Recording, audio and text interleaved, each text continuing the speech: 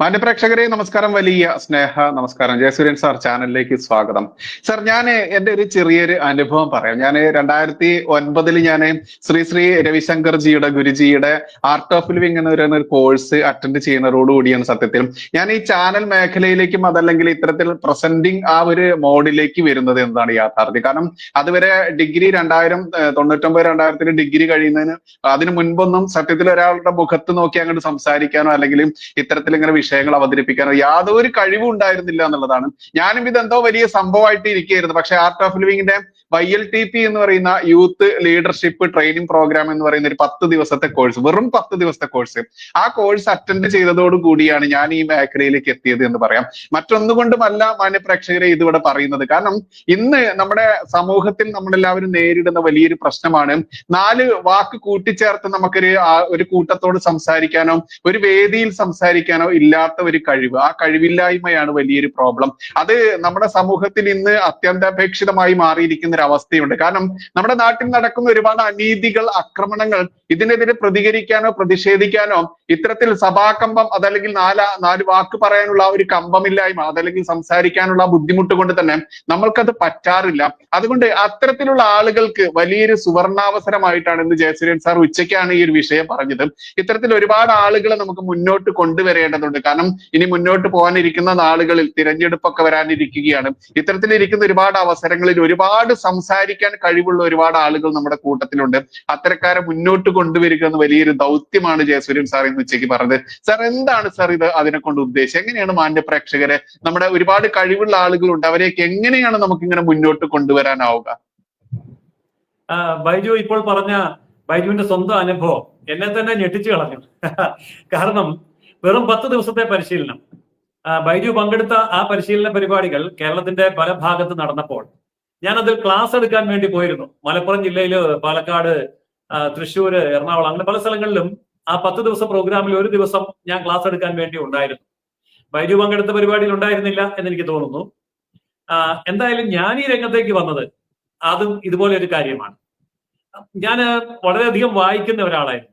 എൻ്റെ ചെറുപ്പത്തിലെ സ്കൂളിൽ പഠിക്കുമ്പോൾ ഏതാണ്ട് ഒരു +2 ആകുമ്പോഴേക്കും ഞാൻ എൻ്റെ ഗ്രാമത്തിലെ ലൈബ്രറിയിലെ മുഴുവൻ ബുക്കും വായിച്ചു തീർത്തു. ഞാനിപ്പോ ഇതൊരു അഹങ്കാരമായിട്ട് പറയുകയല്ല, പക്ഷെ അതൊരു ആവേശമായിരുന്നു. അങ്ങനെ ധാരാളം വായനയുണ്ടായി. പത്രങ്ങളും മാസികകളും എന്ന് വേണ്ട വായിക്കാനുള്ള അവസരവും ഉണ്ടായി. പക്ഷേ എനിക്കിത് പറയാൻ പേടിയായിരുന്നു. അപ്പോൾ എൻ്റെ അമ്മ ടീച്ചറായിരുന്നു. അമ്മ പറഞ്ഞു, നിനക്ക് പ്രസംഗിക്കാൻ പറ്റുമല്ലോ, നീ പ്രസംഗ മത്സരത്തിൽ ചേരും. അപ്പൊ ഞാൻ അമ്മയോട് പറഞ്ഞു, എനിക്ക് പ്രസംഗിക്കാൻ തീവ്രമായ ആഗ്രഹമുണ്ട്, പക്ഷെ ഭയമാണ്. സ്റ്റേജിൽ കയറുമ്പോ ഞാൻ ആകെപ്പാടെ വിറയ്ക്കുന്നു, ആകെപ്പാടെ എല്ലാം മറന്നു പോകുന്നു, ടെൻഷനാണ്. അവിടെ അമ്മയ്ക്ക് ഒന്നും ചെയ്യാനുണ്ടായിരുന്നില്ല. പിന്നീട് എന്റെ ആഗ്രഹവും മനസ്സിൽ വെച്ചുകൊണ്ട് ഞാൻ ഇങ്ങനെ ഏതാണ്ട് +2 കടക്കുന്നത് വരെ പ്രസംഗിക്കാൻ ഉള്ള കഴിവില്ലാതെ ഭയപ്പെട്ട് മാറി നിന്നു. അങ്ങനെ +2 കടക്കുമ്പോഴാണ് എനിക്ക് ഇരുന്നു കൊണ്ട് സംസാരിക്കാൻ ഒരു അവസരം കിട്ടി. പിന്നെ നിന്നുകൊണ്ട് അങ്ങനെ ചെറിയ ചെറിയ വേദികളിൽ. പിന്നീട് ഞാൻ പ്രൊഫഷണലായിട്ട് പ്രസംഗം പഠിച്ചു. അപ്പോഴാണ് ഈ പ്രസംഗ വേദിയിലേക്ക് കടന്നു വരാനുള്ള കടമ്പകളെ നമുക്ക് പ്രൊഫഷണലായിട്ട് പഠിച്ചുകൊണ്ട് മാറ്റാം എന്ന് മനസ്സിലായത്. അപ്പോൾ അന്ന് ഞാൻ പഠിക്കാൻ പോയ സ്ഥലത്തിലെ അധ്യാപകൻ എന്നോട് പറഞ്ഞു, സ്വാമി ചിന്മയാനന്ദജി, അദ്ദേഹം ആദ്യത്തെ ഗീതാജ്ഞാന യജ്ഞം നടത്തുന്നത് ഗണേഷ് പാർക്ക്, പൂനെ. ഞാൻ അവിടെ പോയിട്ടുണ്ട്. അവിടെ എപ്പോഴും ഒരു 5000 പേരുണ്ടാവും സന്ധ്യാസമയത്ത്. അവിടെ വന്ന് ആർക്കും ഒരു പ്രഭാഷണം ചെയ്യാം, ഉയർന്ന വേദിയുണ്ട്. പക്ഷേ പ്രഭാഷണം നല്ലതാണെങ്കിൽ ആൾക്കാർ ഇരിക്കും, ഇല്ലെങ്കിൽ ഇരിക്കില്ല. അങ്ങനെ ഇദ്ദേഹത്തിന്റെ പ്രഭാഷണത്തിൽ ആദ്യം 10-14 പേരാ ഉണ്ടായിരുന്നത്. അദ്ദേഹം ആകെ നിരാശനായി പ്രഭാഷണം നിർത്തിപ്പോയി. പിന്നീട് അദ്ദേഹം മുംബൈയിൽ പോയി ഔപചാരികമായി പ്രഭാഷണം പഠിച്ചു. അങ്ങനെ പ്രൊഫഷണലായിട്ട് പ്രഭാഷണം പഠിച്ചിട്ട് തിരിച്ച് അതേ ഗണേഷ് പാർക്കിലേക്ക് തന്നെ വന്നു. അതേ ഗീതാജ്ഞാനയജ്ഞം അവിടെ നടത്തി. 1000കണക്കിന് ആൾക്കാർ തടിച്ചുകൂടി. അപ്പോൾ അദ്ദേഹം പ്രൊഫഷണലായിട്ട് ഇത് പഠിച്ചു. അങ്ങനെ ഞാനും പ്രൊഫഷണലായി പ്രസംഗം പഠിക്കാൻ വേണ്ടി പോയി. അങ്ങനെ പഠിച്ചു വന്നപ്പോഴാണ് പിന്നെ എനിക്ക് നിർത്താത്ത വേദികൾ, ഇന്ത്യയിലെ ഏതാണ്ട് എല്ലാ സംസ്ഥാനങ്ങളിലും ഞാൻ സംസാരിച്ചു. ഇന്ത്യക്ക് പുറത്ത് 14 രാജ്യങ്ങളിൽ ഞാൻ പോയി ക്ലാസ്സുകൾ അന്നും എടുത്തു, ഇപ്പോഴും എടുക്കുന്നു.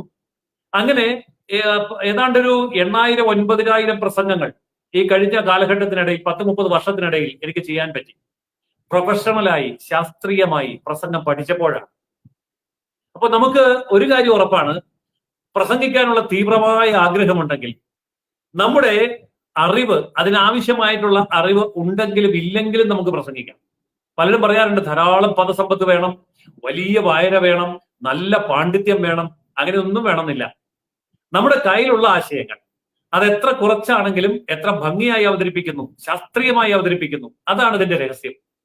ഇപ്പോൾ പലരും പ്രസംഗവേദിയിലേക്ക് വരാൻ ആഗ്രഹിക്കുന്ന ആൾക്കാരിൽ പലർക്കും ഈ ഒരു 10-20 തരം തടസ്സങ്ങൾ വരും. ഇപ്പൊ ഞാനതൊന്ന് പെട്ടെന്ന് ഓടിച്ച് സൂചിപ്പിക്കാം. പറയേണ്ടത് പലതും മറന്നു പോകുന്നു. തെറ്റു വന്ന ശ്രോതാക്കൾ എന്ത് വിചാരിക്കും എന്നുള്ള ഭയം കൊണ്ട്. പിന്നെ മൈക്കിന്റെ ഉപയോഗം ശരിക്കും അറിയത്തില്ല. ഇത് ശബ്ദം ഉയർത്തിയും താഴ്ത്തിയും ഒന്നും ഉപയോഗിക്കാൻ അറിയില്ല. പിന്നെ ഒരു പ്രസംഗം തുടങ്ങാൻ പേടിയാണ്. വന്ന് നിന്ന് സ്റ്റക്കായി പോവുക എന്ന് പറയും. തുടങ്ങാൻ പേടിയാണ്. പിന്നെ ചിലര് തുടങ്ങിക്കഴിഞ്ഞാൽ നിർത്താൻ അറിയില്ല. അങ്ങ് നീണ്ടു പോകും. എവിടെ സ്റ്റോപ്പ് ചെയ്യണം എന്നറിയില്ല. പിന്നെ പലതരം പ്രസംഗങ്ങളുണ്ട്. ശരിക്കും പറഞ്ഞാൽ ശാസ്ത്രീയമായി നമുക്ക് പഠിക്കാൻ ആഗ്രഹമുണ്ടെങ്കിൽ 36 തരം പ്രസംഗങ്ങൾ ഉണ്ട്. ഈ 36 തരം പ്രസംഗങ്ങൾ എപ്പോഴും ആവശ്യമൊന്നുമില്ല. എങ്കിലും എപ്പോഴും നമുക്ക് ഉപയോഗിക്കാവുന്ന 16 തരം പ്രസംഗങ്ങളുണ്ട്. അപ്പോൾ ഇത് വ്യത്യസ്തമാണ്, ഒന്നിലൊന്ന് വ്യത്യസ്തമാണ്. ഇപ്പൊ പ്രതിഷേധ യോഗം പോലെയല്ല അനുശോചന യോഗം, അനുശോചന യോഗം പോലെയല്ല പ്രമേയ അവതരണം, പ്രമേയ അവതരണം പോലെയല്ല വിഷയാവതരണം. ഇങ്ങനെയൊക്കെ പല പല വ്യത്യസ്തമായിട്ടുള്ള പ്രസംഗങ്ങളുണ്ട്. അപ്പോൾ വ്യത്യസ്തമായ പ്രസംഗങ്ങൾ തമ്മിലുള്ള വ്യത്യാസം എന്താണ്, അതൊക്കെ നമ്മൾ പഠിച്ചിരിക്കേണ്ട കാര്യമാണ്.